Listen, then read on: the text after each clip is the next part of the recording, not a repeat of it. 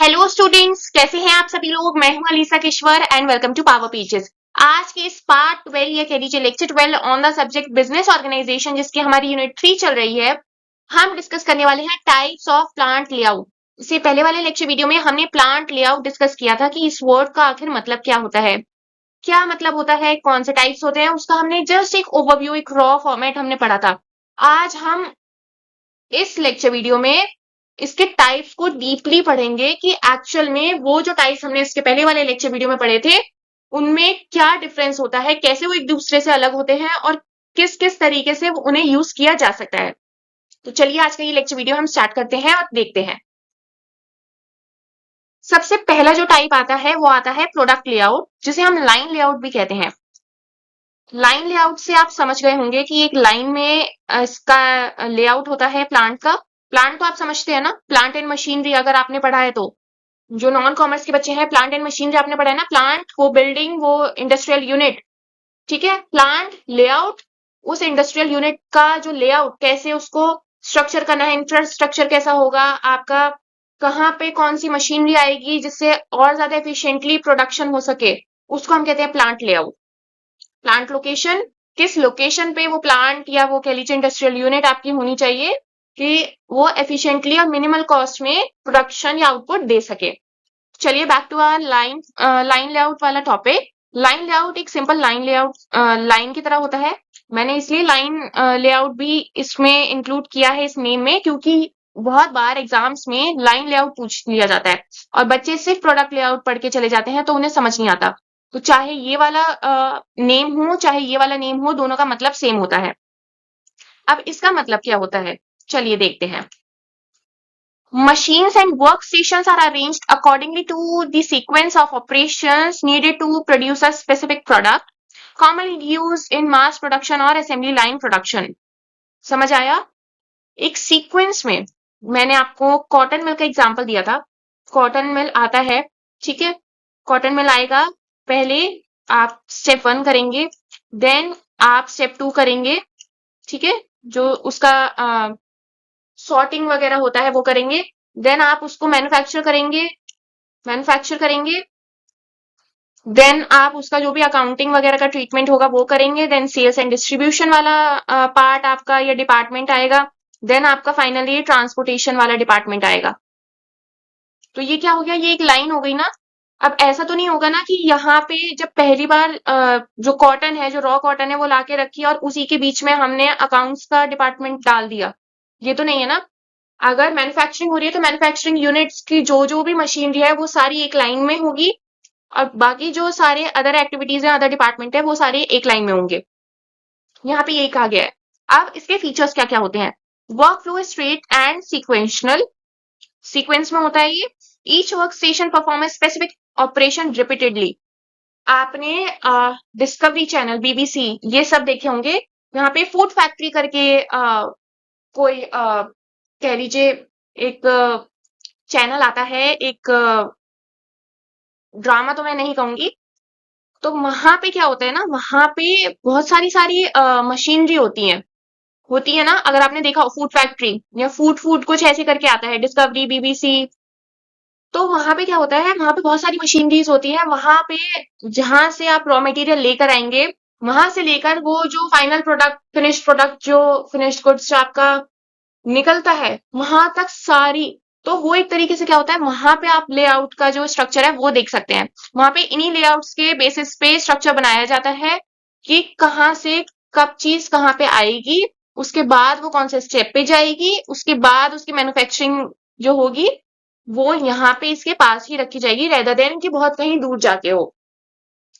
Suitable for high volume standardised products. Advantages क्या क्या होते हैं, high efficiency and output, less material handling and movement, easy supervision and control. ये इसके कुछ एडवांटेजेस हैं, साथ ही में इसके कुछ डिसएडवांटेजेस भी होते हैं। दो ये बहुत ही सिंपल लेआउट होता है, बट स्टिल इसके साथ कुछ डिसएडवांटेजेस भी आते हैं। इनफ्लेक्सिबल होता है फॉर प्रोडक्ट चेंज, इनफ्लेक्सिबल होता है, हम इसे चेंज नहीं कर सकते। High initial investment for specialise machinery requirement होती है, आपको इसमें इन्वेस्टमेंट ज्यादा करना पड़ता है as compare to other layouts. चलिए, ये है इसका एक एग्जाम्पल, आप चाहे तो इसका स्क्रीनशॉट ले लीजिए। पहले आप स्क्रीनशॉट ले लीजिए, फिर हम बात करते हैं। देखिए, प्रोडक्ट ए का सेक्शन है ये, यहाँ पे ये रॉ मटेरियल है और ये प्रोडक्ट बी का सेक्शन है। यहाँ पे cutting, bending, welding, grinding, coating, then finish goods में ये कन्वर्ट हो गया। प्रोडक्ट बी में यहाँ से रॉ मटेरियल आएगा, cutting, turning, milling, plating and inspecting. यहाँ पे ये फिनिश गुड्स में कन्वर्ट हो गया। तो ये आप देखिए, ये एक लाइन है ना, यहाँ पे भी, यहाँ पे भी, ये एक लाइन है। ऐसा तो कुछ नहीं है कि यहाँ से हट के यहाँ पे आ गया। कटिंग के बाद बेंडिंग आता है, उसके बाद वेल्डिंग आता है, उसके बाद ग्राइंडिंग, देन कोटिंग, देन उसके बाद जो फाइनली जो आपका वर्क इन प्रोग्रेस वाला जो गुड्स होता है वो फिनिश गुड्स में कन्वर्ट हो जाता है। ये प्रोडक्ट ए का सेक्शन है। सेकंड जो प्रोडक्ट बी का सेक्शन आता है, वहां पे सबसे पहले रॉ मटेरियल आता है, कटिंग आता है, टर्निंग, मिलिंग, फ्लैटिंग एंड इंस्पेक्टिंग। यहां तक समझ आया? तो ये होता है प्रोडक्ट या लाइन लेआउट। और एग्जाम में जब भी आएगा तो आप इसका ऐसे एग्जाम्पल बना के आएंगे। चाहे आप एक प्रोडक्ट का ही बना लें, चाहे आप प्रोडक्ट ए या प्रोडक्ट बी जो भी आपको सुटेबल लगे वो बना ले। आप यहाँ पे रॉ मटेरियल लिखेंगे, फिर उसके ये स्टेप्स आप बताएंगे, देन आपको फिनिश गुड्स के बारे में बताना है। ठीक है, यहां तक समझ आया प्रोडक्ट लेआउट या लाइन लेआउट कैसा होता है? चलिए अब देखते हैं प्रोसेस लेआउट। ये हमारा सेकेंड पार्ट है, सेकेंड टाइप है प्रोसेस लेआउट। इसे फंक्शनल लेआउट भी कहते हैं। इसका क्या मतलब होता है? Machines are group accordingly to the type of function और process they perform rather than product sequence. जो भी मशीनरी एक जैसा काम कर रही है, जो भी मशीनरी एक जैसा काम कर रही है या एक टाइप का फंक्शन प्रोसेस कर रही है, उसको ग्रुप किया जाता है, एक साथ रखा जाता है रेदर देन प्रोडक्ट के सीक्वेंस में। समझ आया? सुटेबल क्या होता है? जॉब प्रोडक्शन या बैच प्रोडक्शन के लिए यूज होता है। और वहीं पे जो आपने प्रोडक्ट लेआउट देखा था या लाइन लेआउट देखा था, वो मास प्रोडक्शन के लिए यूज होता है ना? जो ज्यादा प्रोडक्शन में होता है वो उसके लिए यूज होता है। ये जो होता है प्रोसेस लेआउट, ये सिर्फ एक बैच की प्रोडक्शन के लिए यूज होता है। कि मान लीजिए एक बैच है, उसकी सारी मशीनरी यहाँ पे आ गई, एक बैच है दूसरा, उसकी सारी मशीनरी यहाँ आ गई, एक बैच है तीसरा, उसकी सारी मशीनरी यहाँ आ गई। कुछ इस टाइप से। समझ आया? चलिए इसके कुछ की फीचर्स देखते हैं। Departments are organise by functions, example drilling, milling या फिनिशिंग। बताया ना मैंने, ड्रिलिंग का एक बैच यहाँ पे, फिनिश गुड्स का यहाँ पे, माइनिंग का यहाँ पे, ऐसे ऐसे करके। वहीं पे अगर कुछ टर्निंग का हुआ या वेल्डिंग का हुआ तो वो ऐसे ऐसे करके। अब उसी के अंदर जरूरी नहीं है कि सिर्फ एक ही मशीनरी वो फंक्शन परफॉर्म कर रही हो, एक से ज्यादा भी तो कर सकती है। ड्रिलिंग में हो सकता है कि आपने 4 मशीनरीज लगा रखी हो, तो वो 4 मशीनरीज एक साथ आएंगी। वहीं पे आपने कुछ फिनिश गुड्स का जो रॉ मटेरियल का है या जो वर्क इन प्रोग्रेस वाला गुड्स है, उसको फिनिश गुड्स में कन्वर्ट करने के लिए आपने यहाँ पे रखा है, आपने उसमें 5 मशीनरीज लगाई हुई है। ठीक है, तो वो 5 की 5 एक साथ यहाँ आएंगी, रेदर देन कि आप उन्हें सिस्टमेटिकली एक लाइन में सॉर्ट करें। ये आपका होता है फंक्शनल लेआउट। इसको फंक्शन के बेसिस पे हम डिस्टिंग्विश करते हैं रेदर देन कि प्रोडक्ट के सीक्वेंस पे। समझ आया? डिफरेंस समझ आया? चलिए एडवांटेजेस देखते हैं। फ्लेक्सिबल है, can handle various of products and custom orders, less idle time if machine utilisation is properly managed. Disadvantages इसके क्या होते हैं? Material handling is more complex, longer production time and high work in progress inventory. ये इसके कुछ disadvantages होते हैं। Process layout समझ आया? चलिए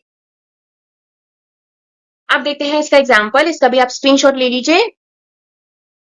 देखिए यहाँ पे ये रॉ मटेरियल है, यहाँ पे ये रॉ मटेरियल है, यहाँ पे कटिंग सेक्शन है। कटिंग सेक्शन में एक मशीनरी, दो मशीनरी, तीन मशीनरी आ रही है।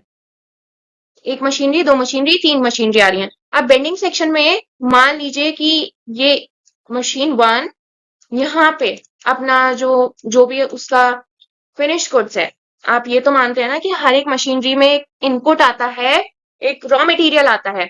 चाहे आप यहाँ वाला भी अगर देखें तो यहाँ पे जो यहाँ से बन के आएगा वो यहाँ पे तो एज अ रॉ मटेरियल ही यूज होगा ना। यहाँ से जो भी निकलेगा वो आपका फिनिश गुड्स में आता है, वो यहाँ पे फिनिश गुड्स में आता है, बट यहाँ पे जो एंटर कर रहा है वो एज अ रॉ मटेरियल होगा। भले ही वो मशीन 1 का फिनिश गुड्स हो। समझ आया? दोबारा से समझाती हूँ। यहाँ पे ये रॉ मटेरियल एंटर हुआ, यहाँ पे मशीन 1 ने कुछ फिनिश गुड्स निकाला, मशीन 1 ने मशीन 4 में अपना जो फिनिश गुड्स था वो भेजा। अब मशीन 4 के लिए वो जो मशीन 1 का फिनिश गुड्स था वो as a raw material use होगा, और जब जो भी आगे जो भी प्रोसेस करना है उसके बाद जो वो भेजेगा मशीन निकाल के, वो as a finish goods denote होगा। देन ऑफ कोर्स सेम ऐसी मशीन जो 7 है वो फिनिश गुड्स को as a raw material use करेगी और फिनिश गुड्स प्रोड्यूस करेगी। यहां तक समझ आया? अगर कोई भी आपसे ये चीज पूछता है, ये वाइवा में बहुत पूछा जाता है, तो इसलिए मैंने आपको बताया। चलिए back to our topic. Cutting का सेक्शन है 1 2 3, तीन मशीनरी है। बेंडिंग के सेक्शन में आते हैं। मशीन 1 से मशीन 4 में जा रहा है, मशीन 2 से मशीन 5 में जा रहा है, मशीन 3 से मशीन 6 में जा रहा है। देन एक सेक्शन है मशीनिंग सेक्शन। यहाँ पे आप देख रहे हैं, ये कटिंग सेक्शन है, ये तीन मशीनरी यहाँ पे लगा दी। ये बेंडिंग सेक्शन है, तीन मशीनरी यहाँ लगा दी। ये मशीनरी सेक्शन है, तीन मशीन यहाँ लगा दी। तो ये क्या है? ये प्रोडक्ट के बेसिस पे है, प्रोसेस के बेसिस पे है ना। तो 4 वाला जो मशीनरी है वो भेजेगा 7 को, 7 भेजेगा 8 को, और ये जो 5 वाली मशीनरी है वो भेजेगी 9 को, और 9 वाला भी भेजेगा 8 को। देन 6 वाला भेजेगा 10 को। अब ये जो लास्ट स्टेप है वेल्डिंग सेक्शन, 8 वाला जो मशीनरी है वो भेजेगा 11 और 12 को, इन दो को भेजेगा, और 10 वाला भेजेगा 13 को। देन वो फाइनली फिनिश गुड्स में कन्वर्ट होके आ जाएगा। अब वो हम सेल कर सकते हैं मार्केट में। यहां तक समझ आया? यहां तक समझ आया? एक ओवरव्यू देती हूँ इसका, ये थोड़ा सा कॉम्प्लिकेटेड लग रहा होगा, एक ओवरव्यू देती हूँ। चलिए ये देखिए, सेक्शंस में डिवाइडेड है, cutting section, bending section, machine section और welding section. Raw material enter करें। कटिंग सेक्शंस में हमारी तीन मशीनरी है, मशीन 1, मशीन 2 एंड मशीन 3। ये तीनों सेम काम करती है। रॉ मटेरियल्स आए, इन तीनों मशीन्स में गए, प्रोसेस हुए। देन सेकेंड सेक्शन में भी तीन मशीन्स हैं, मशीन 1, मशीन 2 एंड मशीन 3। ये तीन मशीनें अपनी अपनी जो भी मशीन होती हैं उनमें अपना प्रोडक्ट जो है वो भेज दिया अकॉर्डिंग टू रिक्वायरमेंट्स। फिर सेक्शन 3 में तीन मशीन्स होती हैं, मशीन 1, मशीन 2, मशीन 3, मशीन 4, चार। देन यहाँ पे गया, यहाँ पे गया, यहाँ पे गया, कि 9 वाले ने 8 को भेज दिया, 7 वाले ने भी 8 को भेज दिया। अब ये लास्ट सेक्शन में 8 वाला 11 को, मशीन 11 और मशीन 12 को भेजेगा, जो भी इसका फिनिश प्रोडक्ट होगा, और 10th मशीनरी जो भेजेगी वो 13 को भेजेगी। एंड फाइनली जो फिनिश गुड्स है वो प्रोड्यूस हो जाएगा। ठीक है, सिंपल। ये थोड़ा सा कॉम्प्लिकेटेड है as compare to line layout, but अगर आप समझेंगे तो समझ आ जाएगा। चलिए अब देखते हैं फिक्स पोजीशन स्टेटस या लोकेशन लेआउट क्या होता है। The production remain in the fixed location and workers, tools and machineries are moved to the product. एक ऑफ कोर्स ये बहुत बड़े एयरक्राफ्ट कंस्ट्रक्शन शिप बिल्डिंग्स इसके लिए यूज होगा, आपने पढ़ ही लिया होगा। एक बहुत ही बड़ा कुछ मैन्युफैक्चर हो रहा है, जो भी वर्कर्स हैं, टूल्स हैं, मशीनरी है, वो यहाँ पे लाए जाते हैं इसको बनाने के लिए। प्रोडक्ट वहां पे मूव नहीं होता, इसलिए इसका फिक्स पोजीशन नाम रखा गया है, लोकेशन लेआउट नाम रखा गया है। जो वर्कर्स हैं, टूल्स हैं, मशीनरी है, वो सब यहाँ पे आएगी, यहां से वो फिनिश गुड प्रोड्यूस करेगी। ठीक है, अब इसके की फीचर्स क्या क्या होते हैं। प्रोडक्ट इज टू लार्ज और हैवी टू मूव, जैसे कि हमने एयरक्राफ्ट का एग्जांपल लिया है। Equipments and personnels comes to work site. आपने कंस्ट्रक्शन की बिल्डिंग देखी होंगी, आप बिल्डिंग तो मूव करके जा नहीं सकती ना, कि बिल्डिंग को हम थोड़े थोड़े पार्ट्स में या प्रोसेस लेआउट में या लाइन लेआउट में करके हम फिर बिल्डिंग को उठा के वहां पे रख दें। बिल्डिंग तो एक जगह पे बनती है ना, वर्कर्स आते हैं, प्रोडक्शन होता है, जो भी रॉ मटेरियल होता है वो सब वहीं आता है, तो वहां पे बिल्डिंग बनती है। तो वो इसी का एग्जाम्पल होता है। जो आप कंस्ट्रक्शन देखते हैं, हाईवेज का देखते हैं, रोड का देखते हैं, वो सब इसी का एग्जाम्पल होता है। अब इसके कुछ एडवांटेजेस देखते हैं। Ideal for very large bulky और immovable products, minimise transportation of the product itself. क्यों? क्योंकि ये तो मूव ही नहीं हो सकता, ये लोग आएंगे यहीं पे बना के चले जाएंगे। डिसएडवांटेजेस क्या होती है। Planning and coordination are complex, low utilization of machinery if idle between task. ये है इसका एग्जाम्पल, इसका भी आप स्क्रीनशॉट ले लीजिए, फिर मैं बताती हूँ। ये देखिए, ये एयरक्राफ्ट असेंबली है, यहाँ पे एक एयरक्राफ्ट बन रहा है, यहाँ पे रॉ मटेरियल्स आए, मशीन इक्विपमेंट्स आए और लेबर आया। यहाँ पे इन्होंने ये बनाया, देन एयरक्राफ्ट फिनिश्ड गुड्स में कन्वर्ट होके जो एयरक्राफ्ट है जो हमें बनाना था वो फाइनली प्रोड्यूस हो गया। इसका मतलब होता है ये यहीं पे रहा, ये यहीं पे रहा, ये लोग आए, ये चीजें आई, raw material, machine equipments, labour आया, एयरक्राफ्ट असेंबली करी और जो फिनिश प्रोडक्ट है, क्या है फिनिश प्रोडक्ट? एयरक्राफ्ट, वो प्रोड्यूस हो गया। ओके, चलिए लास्ट देखते हैं, ग्रुप कॉम्बिनेशन या सेल्यूलर लेआउट। ये थोड़ा डिफरेंट है, इसे ध्यान से पढ़ेंगे। कॉम्बिनेशन ऑफ अ प्रोडक्ट और प्रोसेस लेआउट्स, कॉम्बिनेशन होता है ये एक से ज्यादा लेआउट्स का। Machines are grouped into cell to produce a set of similar products efficiently. Key features क्या होते हैं इसके? Each cell act like a mini production unit, reduce movement within the cell, can handle different products with similar operation. इसके advantages क्या होते हैं? Flexible and efficient होता है ये, reduce material handling and lead time, can adapt to batch production with some standardization. Disadvantages क्या क्या होते हैं इसके? Requires careful planning and design of the cell, may need duplication of some machinery in multiple cell.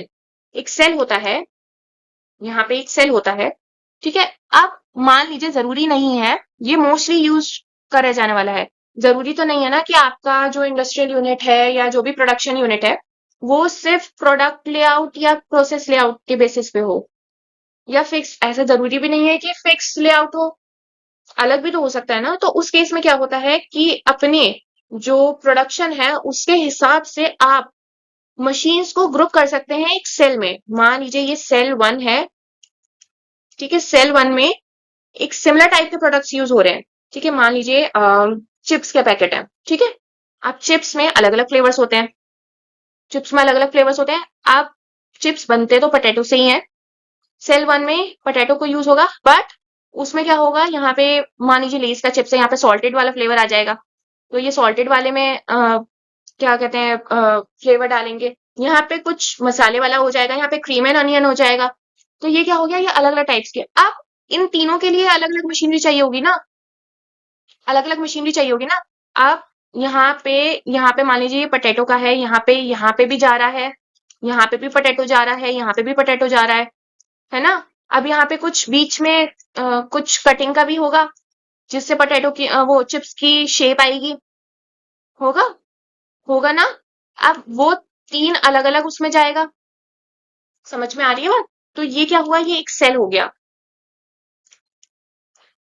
यहाँ पे समझ आया, यहाँ तक समझ आया? थोड़ा सा डिफिकल्ट है, चलिए आगे बढ़ते हैं। देखिए ये है इसका एक एग्जाम्पल, ये है stage 1, stage 2, mill inspect, then drill, test, drill, inspect, pack. अब ये देखिए, ये जो स्टेप 1, स्टेप 2, स्टेप 10, ये एक इंसान सुपरवाइज कर रहा है। मिल इंस्पेक्ट और ड्रिल, ये चार जो एरियाज हैं ये एक इंसान सुपरवाइज कर रहा है। अब ये इंस्पेक्ट, ड्रिल और टेस्ट, ये एक इंसान सुपरवाइज कर रहा है। तो ये क्या हो गया, सेलुलर फ्लो फ्लेक्सिबल लेआउट या कॉम्बिनेशन लेआउट हो गया। ये ऐसे करके जा रहा है ना, ऐसे करके ऐसे करके ऐसे जा रहा है, यहाँ से रॉ मटेरियल आएगा, यहाँ से रॉ फिनिश गुड्स बाहर जाएगा, समझ आया? चलिए अब देखते हैं इनका डिफरेंस, ये आप स्क्रीनशॉट ले लीजिए, मोस्ट इंपॉर्टेंट है ये। प्रोडक्ट मूवमेंट, पहले ये चार होते हैं, ये आपको पता है, product layout, process layout, fixed position layout और ग्रुप लेआउट। प्रोडक्शन मूवमेंट क्या होता है, sequential along production line, move between functional department, product stationary, work and equipment move, किसमें, प्रोडक्शन में। Within the cells minimal movement होता है ये। Production type क्या होता है, मास प्रोडक्शन के लिए, यहाँ पे बैच के लिए यूज होता है, लार्ज या बल्क की प्रोडक्ट्स के लिए फिनिश वो फिक्स पोजीशन लेआउट जो होता है वो यूज होता है। देन कुछ बैच या सिमिलर प्रोडक्ट्स की जो फैमिलीज होती हैं उसके लिए हम ग्रुप या सेल्यूलर लेआउट को यूज करते हैं। फ्लेक्सिबिलिटी इसकी लो रहती है, इसकी हाई रहती है, medium and medium to high groups की रहती है। मटेरियल हैंडलिंग क्या होता है, मटेरियल हैंडलिंग प्रोडक्ट लेआउट में या लाइन लेआउट में कह लीजिए लेस होता है, वहीं पे फंक्शनल लेआउट में ये और ज्यादा कॉम्प्लेक्स होता है। फिक्स पोजीशन लेआउट में minimal for product but workers को मूव करना पड़ता है। ग्रुप लेआउट में क्या होता है, reduced within the cell, supervision easy होता है, फंक्शनल लेआउट में या प्रोसेस लेआउट में जो सुपरविजन होता है वो हाई होता है, डिफिकल्ट होता है। यहाँ पे फिक्स पोजीशन लेआउट में जो होता है वो कॉम्प्लेक्स होता है, बहुत ज्यादा कॉम्प्लेक्स होता है, और यहाँ पे मॉडरेट होता है। इन्वेस्टमेंट के तौर पे अगर बात करें तो लाइन लाइन लेआउट में ज्यादा इन्वेस्टमेंट लगती है एज कम्पेयर टू बाकी ये जो लेआउट्स हैं उसमें। एग्जाम्पल्स के तौर पे कार असेंबली लाइन जो होती है वो, machine shop, tool shop, ship buildings, bridge construction, aircraft, ये फिक्स पोजीशन लेआउट्स के एग्जांपल है। इलेक्ट्रॉनिक कंपोनेंट्स मैन्युफैक्चरिंग, ये सब ग्रुप या सेलुलर लेआउट के एग्जांपल्स होते हैं। यहां तक समझ आया आपको? तो चलिए आज का हम ये टॉपिक समाप्त करते हैं। हम देखते हैं कि हमने क्या पढ़ा। हमने पढ़ा प्लांट लेआउट के बारे में। प्लांट लेआउट होता क्या है? Plant layout refers to the arrangement of machines, equipments, workers, and facilities within a production unit to ensure efficient workflow, cost efficient, effectiveness, and safety. There are four main types of plant layout, each suited to different production needs and production type. पहला क्या है आपका? पहला क्या आएगा आपका? Product layout या line layout. In this, machines and workstations are arranged accordingly to the sequence of operation required to produce a specific product. It is commonly used in mass production or assembly lines, such as car manufacturing. The workflow is straight and continuous. Reduce material handling, increase work efficiency. It is easy to supervise and control, but lack flexibility for product change and requires high initial investment for specialized machinery. Second आता है आपका process layout, या इसे हम functional layout भी कहते हैं। यहाँ पे क्या होता है? Machines are grouped by the type या नेचर ऑफ फंक्शन और process they perform rather than by the sequence of production. ये क्या होता है? बैच के लिए या जॉब प्रोडक्शन के लिए यूज होता है, जहां पे डिफरेंट प्रोडक्ट्स में रिक्वायर डिफरेंट ऑपरेशंस। हर एक प्रोडक्ट अलग अलग ऑपरेशंस के लिए नीड होती है उसको, तो इसके लिए हम प्रोसेस लेआउट चूज करते हैं। while it is highly flexible as compared to product layout and handle custom orders, material handling is more complex. वहां पे material handling easy थी, है ना?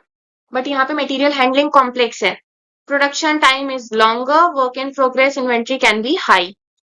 थर्ड आता है, हमने पढ़ा फिक्स पोजीशन या लोकेशन लेआउट कह लीजिए। इसमें क्या होता है? मशीन प्रोडक्ट जो है वो स्टेशनरी रहती है, फिक्स रहती है ड्यू टू इट्स साइज। वहीं पे वर्कर्स, टूल्स और इक्विपमेंट्स जो है वो मूव करते हैं टू दी प्रोडक्ट, जिसमें हमने एग्जांपल लिया था एयरक्राफ्ट का या कंस्ट्रक्शन का, बिल्डिंग्स का। क्यों? क्योंकि लार्ज प्रोडक्ट्स होते हैं, और ये आइडल किसके लिए रहता है ये प्रोडक्ट, ये layout? Large bulky products like ships, aircraft, bridges.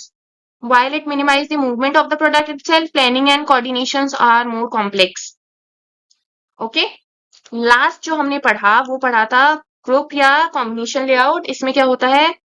Product और प्रोसेस लेआउट का कॉम्बिनेशन होता है। Machines are grouped into cells, cell में ये ग्रुप हो जाती हैं, each dedicated to producing a set of similar products or components.